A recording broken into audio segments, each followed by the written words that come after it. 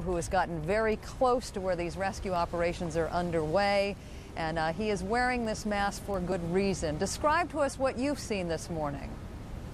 Well, Paula, of course I'm wearing this mask because I'm just a few blocks north of Ground Zero, what of course used to be the Twin Towers of the World Trade Center. And we're essentially standing right underneath this what's become a very recognizable plume of smoke that's come to symbolize the aftermath of this disaster. It smells almost as if you're standing in the middle of the burning embers of a bonfire. And what caused this bonfire? What are the effects of this bonfire? You can see it throughout the streets of Lower Manhattan this morning. Cars like this, which were essentially pulled out of Ground Zero away from the site. You can see just behind this car the words inscripted. Somebody wrote in the words "God bless," obviously for inspiration for those who survived, and for many of the families who also lost some loved ones. And yet at the same time, somebody wrote just here in the front window the words "war." And you can understand why people's emotions run so high when you're down here. This car covered in debris is absolutely pales in comparison to what's just north of it. These two stacked cars were pulled from Ground Zero, from someplace very near the World Trade Center, by rescue workers, by crews, to make it easier for them to do their job, to get to what they hope might be some surviving life, and to find whatever else they might be able to find there. But you can see just the devastation and the force of this blast by looking at these two cars. You can see here the front of the car, what used to be an engine. And if you look down at this tire, these were obviously steel belted tires. This is what remains of them, just rods. In the back of this car, I want to show you this because this is what struck me as well. For some odd reason, I looked at the back of this car and I thought, my goodness, somebody was getting married. Then I realized, of course not. These are actually ribbons of steel, shards of somebody's previous possession. And what happened to the person who owned this car, we can only speculate. We don't know. And just north of here, another car. I'm going to put my mask on from time to time. Just over here, another car, again, blasted, completely gutted. You might be able to see inside what was once somebody's comfortable vehicle. Completely looks like it was at the center of a war zone. And in fact, in many ways, it is the center of a war zone. And just across the street, William, if you can pan over to the left here, just across the street, you can see a Con Ed van, or what used to be a Con Ed van. Now, Con Edison is the local utility company that services a great part of New York and New York State.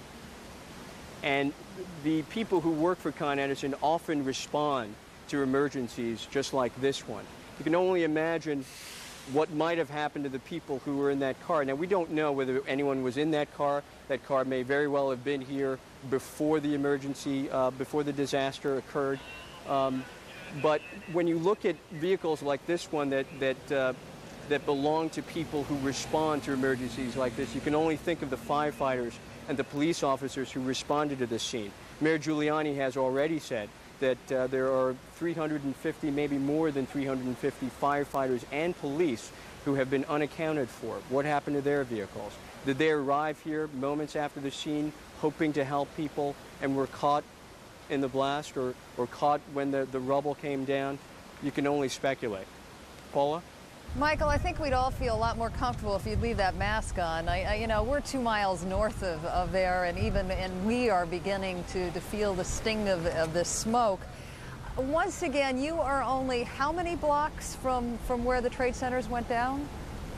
I'm about less than 8 blocks from where the World Trade Center went down, and you can see I'm on a very busy street. They're using this as sort of an artery to go back and forth, supplying equipment.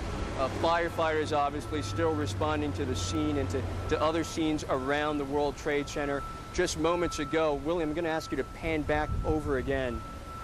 Just moments ago, we saw this truck with what looks like a lot of plywood and other kinds of materials on the back of it. And I am told that they could be using this wood for a variety of reasons. They might be using it to support some of the buildings, some of the existing areas where they're trying to work, to give themselves a little bit more support. And on a more sort of ghastly side, and yet the grim reality of what we are facing here, they might be using some of this wood to essentially build boxes because they've run out of some stretchers in some areas. So some of this material might be used to actually build what they call litter boxes for some of the bodies that they will remove from the rubble. Paula. I'll tell you one thing, Michael, I can only gauge reaction based on how my crew is reacting to these pictures. They are absolutely sickening, and I think you are the first person who has given us idea of just how tremendous the impact was. I mean, you have shown us the car with how someone wrote war on the windshield, how someone wrote God bless, on a purely human level. What are you thinking as you're looking at this stuff? You can't help but look at this, and the first thing you think of is, I'm in the middle of a war zone. And that's an adjustment, of course, as we've mentioned before, that many of New Yorkers have had to make. We feel very much like we're in the middle of a war zone. The second thing that you have to think about is the fact that there were people there.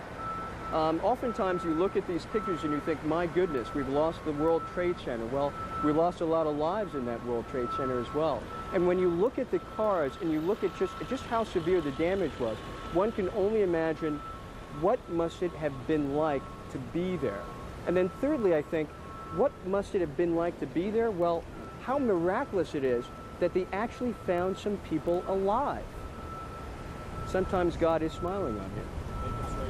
All right, Michael, we're going to leave it there and come back to you later on in the day. Put that mask back on. You need it down there. The EPA is telling us we don't need it up here. Once again, for the first time, many New Yorkers are actually smelling the sting of this smoke because the winds have changed a little bit. And I know last night from standing up here, it's a little bit better today. But it is a stinging, acrid kind of smell. Let's go back to Atlanta now, where Miles continues to stand by. Okay, Paula, thank you. We could talk all day and not rival those pictures for telling the story of what has unfolded this week. Let's move now to another borough of New York City, Staten Island, where CNN's Hillary Lane is standing by, unable, at least at last conversation with her, unable to get onto Staten Island because authorities there had cordoned off the area. Hillary, give us an update. Well, Miles, I'm actually on the New Jersey side where we were turned away from crossing one of the bridges onto Staten Island. The reason for that was that New York, New Jersey Port Authority police had been tracking a vehicle that was suspected of some involvement in the World Trade Center attack, tracking that vehicle on Staten Island, which is one of the 5 boroughs of New York City, an island just like Manhattan. They did locate the car. When they found the car, they found that their lead had been unfounded. And what Port Authority people are saying this morning, they know it was an inconvenience to commuters. There was a backup of at least an hour on these different crossings. But they said at a time like this and at any time, they would not compromise the safety of anybody in the region. Miles, that is what is going on. Staten Island is being reopened, but is turning out to have been a false lead. Back to you. All right, Hillary, I'm sorry I didn't hear the last part. Staten Island is, in fact, open for business now, so to speak. That is exactly it. They are reopening Staten Island. They're saying following up on any lead that they can at this point. That is the reason that they shut down the island for about half an hour this morning. But cars are now able to move both onto the island and off of the island to get back to business. CNN's Hillary Lane, who is now on Staten Island or fast approaching Staten Island. Paula. Miles, I know you mentioned a little bit earlier on that we are awaiting a news conference that is going to be held by the U.S. Department of Transportation. If and when that happens, we will go to it live. In the meantime, we are now joined by Mary Schiavo, who is the former Department of Transportation Inspector General. Welcome. Thank you for joining us this morning. Thank you. I wanted to get your quick reaction to some of the new guidelines that are going to go into effect at airports across the nation. I am going to quickly recap some of these new regulations. Among them, no curbside check-in. Only ticketed passengers will be allowed through security. No knives of any kind can be brought on board, and higher standards for security personnel and more federal marshals in place at larger airports. Will any of this prevent the kind of attack that the United States has just endured. No, this is a piecemeal response, and I think it really gives away how shell-shocked the FAA is. Many of these recommendations, for example, the tighter and higher standards for security personnel, those have been recommendations for almost a decade, and now we're seeing them in the wake of this terrible terrorist attack on domestic aviation. We have had sky marshals, by the way. We have very few numbers, but increasing that is definitely an improvement. But what we need is coordinated law enforcement to run our aviation security at our nationwide airports in a coordinated manner, not a civilian FAA piecing it together with local authorities across the country. And this has pointed up that great shortcoming. All right, well, what do you mean by that? That you'd have law enforcement agents stationed at every security zone in an airport? They would be the ones overseeing the checking in of luggage and the handling of hand baggage as you head to your airport gate? No, actually, it's more pervasive than that. It stems from the very top. Right now, our overall coordination of airport security and our policies and procedures are set by the civilian Federal Aviation Administration, which has been highly criticized for well over a decade at being unable to perform this function. The law enforcement function overall, setting the policies, running the programs, telling our airports, our almost 400 passenger service airports, how to do this in other countries is run by law enforcement, not by the civilian FAA. And also we see this incredible patchwork quilt of security. We see, even now, we see the Federal Aviation Administration telling the airports one by one to handle various situations. We see local authorities.